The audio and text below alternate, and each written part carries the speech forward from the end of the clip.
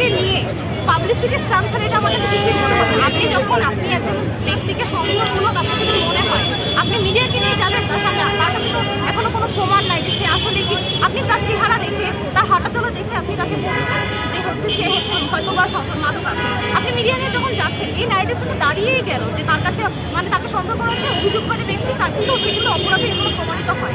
তো এই যে যখন এই ভিডিওগুলো ভাইরাল হয়, তার যে সাইকোলজিক্যাল ইম্প্যাক্ট, তার সামাজিক ইম্প্যাক্ট, এটা কিন্তু অনেক সময় ধরে বহন করতে হবে। এবং শুধু এই ঘটনার কথা আমি না বলি, গতকালকে ধানমন্ডি লেকে দেখা যায় যে একটা কিশোরকে সে শুটিং দেখছিল দাঁড়িয়ে, অথবা এখানে আমি শিখছি না কোন জায়গাটাতে, সে শুটিং দেখছিল, পুলিশ এসে তাকে বলে যে মানে তাকে সার্চ করে এবং তাকে থাপ্পড় মারে। এই কাজটা তো পুলিশের কাজ, যে কোনোভাবেই কিন্তু পুলিশ কারো গায়ে হাত তুলতে পারে না, এই এই এই অধিকার তাকে দেওয়া হয়।